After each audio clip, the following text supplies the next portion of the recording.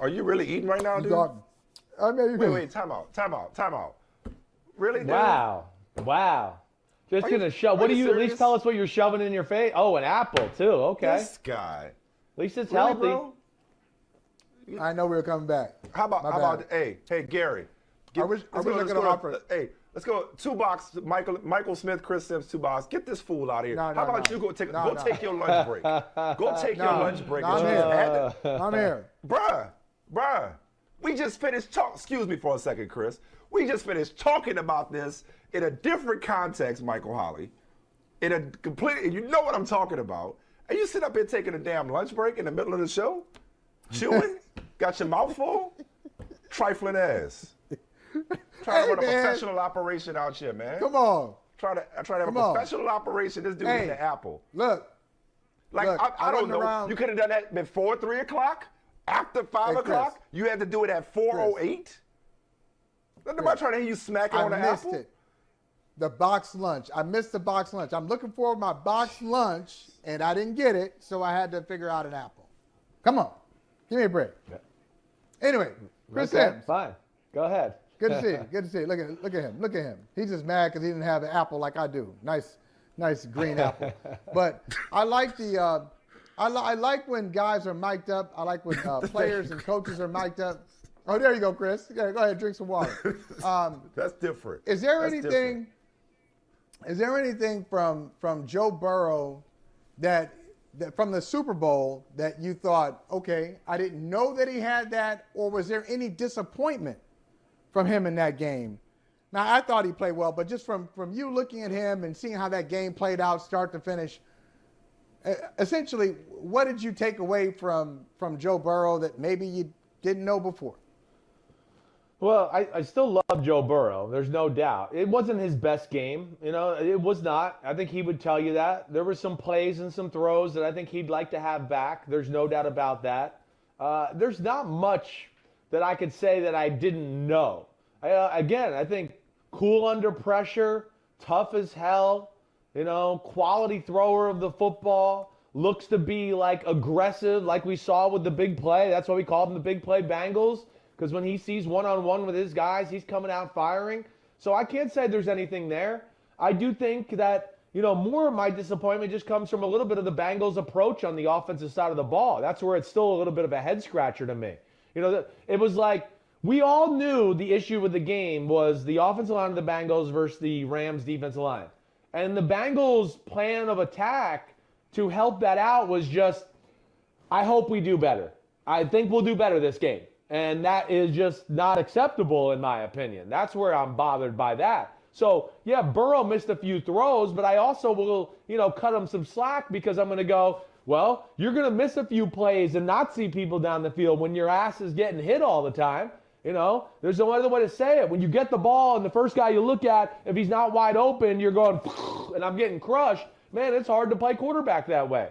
So, yes, it was a little less than perfect. We didn't see quite the typical Joe Burrow magic, but we saw enough, and there they were with a position, a chance to win the football game. But what I don't get is things like I talked to you last week on the show at the Super Bowl. One, why was there not some more max protection type of plays? Hey, here's Chase, here's Boyd, here's Higgins. They're on this side. We got a tight end over here. We're going to keep the running back in and have 6 or 7 blockers and throw the ball down the field. The only time they kept the tight end in all game, guess what play it was? 75-yard touchdown to T. Higgins. So why wasn't there more of that? Why wasn't there more screens to slow down the Rams' pass rush? Make them think a little bit. Make them slow down. The Rams were the worst defense in football about defending screens this year. They didn't throw one freaking screen against them. Nothing to make them think. No Jamar Chase speed sweeps, reverses, toss sweeps, Deebo Samuel style. They just let the Rams be aggressive and play in an aggressive frame of mind all game long. I think that's what I was more bothered by anything with the Bengals offense approach, not anything Joe Burrow-wise. You got it, Mike. I thought you wanted to jump back in. So No. Zach Taylor just got an extension, Chris Sims. He had, to your point, some questionable calls, including admittedly leaving Samaje Perine in on that 3rd and 1 handoff before the penultimate play by Aaron Donald, before the final play, the penultimate play before the pressure by Aaron Donald. Is Zach, simply put, is Zach Taylor the right guy to get the best out of Joe Burrow? They had a great season. We were just marveling a second ago at the fact that Joe Burrow was the highest graded quarterback in the league according to Pro Football Focus. I know he led the league in completion percentage. Is Zach Taylor the right coach to get this team back to the Super Bowl and win it? I think so. You know, again, I mean, there's a big turnaround this year. He did bring a quarterback who, not only was young but coming off an injury, and they handled that situation correctly the whole year. They did a lot of good things on the football team. Defense is well coached. He put together a good staff. I do think he's the guy going forward, the right guy. And I do think it was the right thing to give him an extension. You know, they got something to build on here. You got a young coach, a young quarterback, so a good defensive coordinator, some other young players that are stars in the NFL too. This is to me where you can really build something and build a culture of winning right now. So, yes, I do look at Zach Taylor as being a guy that can get him back there. But, just like Sean McVay the first time around, hopefully he learns from some of the mistakes and things he did, and it can, result in a Super Bowl win if he does get back in a few years. No question. How attractive, you mentioned, the situation that they're building, they got a bunch of cap room, like $60 million in cap room or something like that. How attractive are these Bengals now to free agents? It might have been your man Von Bell, Michael, that came to Cincinnati because of Joe Burrow. What kind of Piper can Joe Burrow, and for that matter, Zach Taylor, can they be now for this organization to have free agents flocking to Cincinnati to protect Joe Burrow first and foremost, but just to be a part of this thing that they're building down there? Yeah, I think they are. I think it's got a little bit of the Josh Allen, Mahomes effect. You're going to see that in Cincinnati, where people are going to just go, these guys are young, they're good. I like their vibe, their energy. I want to go be a part of it. I think, you guys said Von Bell. I believe DJ Reader said the same thing last week in one of the press conferences leading up to the game. He went to Cincinnati. He said Joe Burrow was a big reason. I wanted to go play with Joe Burrow. The guy's special. He's got special leadership qualities. He's, cocky in just the right way, just the right way you want your quarterback.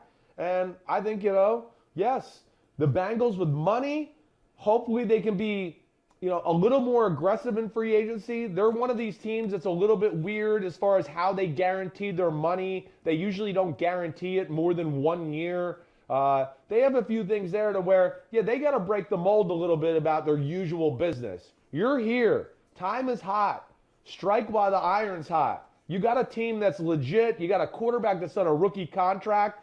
I hope they make some drastic moves like we saw the Chiefs do last year. Whoa, we can't protect Patrick Mahomes. We're going to trade for Orlando Brown. We're going to sign the best free agent guard in Joe Thuney. We're going to draft a center in the second round, right? I'm just messing with you. Yeah. Good actor. No, what'd you say? I missed it. What'd you say? No, I said Orlando Bloom can't block. Good actor. Loved him in Troy. Yeah, he can. Yeah, you're right. But he can't block. Yeah. No, right. There's an opportunity here. Go ahead, Michael. I do want to ask you about the Rams, but before I get there, and I just got to say, it just bugged out to me, Mike and Chris, that the Bengals have 6 scouts, and that's not the tripped out part. They all live in Cincinnati. It's just so wild. Nobody else has a scouting staff. They all drive into the office. I'm a scout today. I'm the Southeast scout. I'm the West Coast scout, and here I am in the Queen City. It's just wild. It's just weird. Anyway, that's different. As you You're said, right. It is. That is different. Nobody else does that.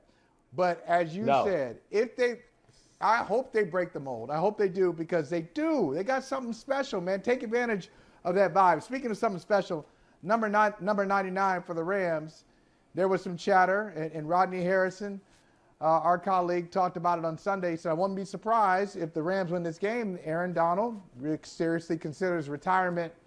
Where do you think he stands with that? I heard what he said on the stand, on the podium, a little alcohol on the microphone. Anything's liable to come out, but what do you think he'll do?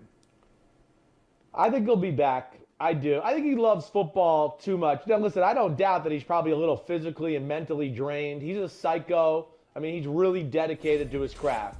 So that does wear on you. And yeah, I mean, he's already one of the greatest defensive players in the history of football. Just like, we talked about it a little in the pregame. He's right there with LT, Reggie White, Ray Lewis. I mean, he's in the Hall of Fame of the Hall of Fame, in my opinion. Like the special back room where it's like, no, we don't even got to think about this vote. Everybody's voting for this guy. So he's one of those players. But I still think at the end of the day, he's going to look at it and just go, damn, our team's still good. And we're not in bad salary cap shape here to where we could figure this out and have everybody back and make another run at this thing. I think he comes back. And, I also, just with my time with McVay, the 2 weeks before the game when we got to spend with the Rams, I got a real sense that he was re-energized too, that he found the right balance between work and life. And this year hadn't drained him and, totally just been a psycho crazy year that way for Sean McVay. So I expect both of them to be back. And I think they both know, like, look, man, we got this team set up right now to where, again, repeating to win the Super Bowl is extremely difficult. But certainly they're a team that will be contending for that Super Bowl next year. There's no doubt about that if they all come back. I was about to say, you like their chances? We discussed that a little while ago. We know how hard it is. Nobody's done it since 03, 04. But I given their personnel and just what they did this year, like there was a lot of even though they weren't the defending champions, they had as much pressure as anybody on them. So I don't think being, the hunted and not the hunter is going to be foreign territory for them. They had a spotlight on them all year. This was Stafford's first year in that system. They overcame a lot of adversity, quiet as it's kept, whether it's injuries or what have you. I think if anybody's equipped to do it, it's the Rams. I don't think this was a one-off for them. No, I'm with you. There's a lot of things there to go. Listen, like you said, it's hard to repeat. But, would I be shocked if they were back in the Super Bowl again with a chance to win it like the Chiefs were the year after they won it? No, I would not be. You're right. We saw they only continued to get better the whole year into the Super Bowl. Stafford played better and better. I mean, he did that game yesterday or last Sunday without Higbee. Blanton, the second-string tight end, went out of the game in the second quarter. Odell gets hurt. They can't run the ball, right? I mean, Matthew Stafford showed why they traded for him. He's a Super Bowl quarterback that was finally on a Super Bowl team, and they got to put that together. You get OBJ back healthy. Robert Woods, he'll be back in the mix there. Add a player here or there, whatever. Yes, I look at them, and to your point, I think your point's the biggest point. The spotlight's on them. They don't give a damn. They're a bunch of Hollywood stars that love it anyways. I think they're one of those teams that's going to relish kind of the bullseye. Like, hey, yeah, we're coming into town. That's right. Eat it. Here comes, Stafford, OBJ, Aaron Donald. We're the greatest thing around. Eat that. I think they're kind of one of those teams. I do. Sims, right out at SoFi Stadium, Aaron Rodgers won his MVP award, second year in a row, said, I'm going to make a decision soon. Where do you think Rodgers is going to play in 2022? Well, not the NFC, right? Yeah, my people I know that are in the know a little bit, people seem to think that he's going to leave Green Bay or get out of Green Bay. So, that's where I'm leaning there. I don't think there's any way he gets traded in the NFC, right? I mean, Matt LaFleur is not going to want to trade Aaron Rodgers to San Francisco and watch his buddy Kyle Shanahan go to the Super Bowl with him, and then everybody go, why can he get there with him and you can't? So I don't see that happening. I don't see Tampa happening for the same reason, right? Like, oh, well, we got Brady. He was wearing number 12. We're in the Super Bowl. Hey, now Rodgers is here. They go to the Super Bowl too. So, and of course, they don't want to compete with them if they had to see them in the playoffs. The Packers are still going to be a playoff caliber team without Aaron Rodgers. So I do think it's AFC. And when I look at the AFC, I'm still going to say sorry. if you made me put money. Wait, yeah. I'm sorry. You just said the Packers are still going to be a playoff team without Aaron Rodgers? Well, I think they're still going to view themselves as a playoff caliber team, right? Yeah. That flies in the face of everything we've ever heard about his supporting cast. But continue. That's all. I just wanted to point out. Listen, they're still a good team. They're a playoff caliber team. My only thing the whole year is I said they're not a Super Bowl team. They're not. They got playoff caliber players. They don't have the elite players to ever get over the hump, though. That's my thing with the Green Bay Packers. And as you saw, here we were in a game in the Super Bowl where there was just a lot of players that could just make plays. Screw the play. Oh, go. So what? You won. You got me blocked. Chris, I can make it happen. That's where Green Bay misses out. I but if they got a love affair with Aaron Rodgers as a quarterback. Yeah. But can we acknowledge that he wasn't very elite against San Francisco? Definitely. What he didn't have. A lot of it had to do with him, and he didn't perform very well. I'm sorry. Listen, I agree. No, but I'm going to jump off of that. But you're going to talk about the AFC. First off, I'm going to jump off on that now that you said it. Yes, you're right. Aaron Rodgers, I expect him to make 3 or 4 plays in that divisional game to put them over the edge to win the game. That's what I expect from Aaron Rodgers, no doubt. Now, what I don't like is in that weekend, this is where it's a little unfair to Rodgers at times. We talk about the Bucs and, oh, man, they're missing one lineman, and he has Mike Evans and, other receivers and still Gronk in a running game, and we acted like, oh, man, Brady, whoa, he's got to really play with the underman team. But then we get to that game, and they talk about that with Brady, but then it comes to Rodgers, and he's got 3 offensive linemen out that aren't playing. There's no Marquez Valdez-Scantling. A.J. Dillon gets hurt. I'm missing somebody else. They're missing a tight end. And everyone just goes, screw it, it's Aaron Rodgers. We don't even talk about it. We just expect them to overcome it. And that's where, to me, it's just unfair with the talk at times. That's what bothers me, too. But I think Denver Broncos would be the place in the AFC. If you made me put money, I'm still going to go there.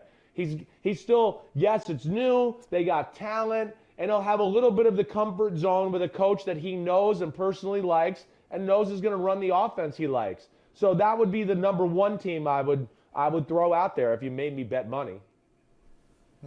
But we're not going to make you bet money. Don't worry. No. Not right now. This is okay. Keep your money. I'll bet you an apple. Your money's no good here. Your money's no good here. You said you bet an apple? You don't want to see what it looks like. Not one that you've already half eaten already. I mean, but yeah, one like a real one. I'm not even going to show it right now. It's really disgusting. Really disrespectful, right? Michael Smith, really disrespectful. The guy's eating on the show. I mean, just can't believe it. I thought he was a better guy than that. Sims, this tells you how comfortable I am. This is a brotherhood. You can do anything around your brothers. Hey. I kind of forget. All right, good answer. Sims, I mean, good answer. Well, okay. Good enough answer for you. See ya. Peace. All right, brother. Hey, thanks for watching Brother from Another on YouTube. Make sure you hit subscribe before you leave, and be sure to watch us 3 to 5 p.m. Eastern Time on Peacock. Appreciate you.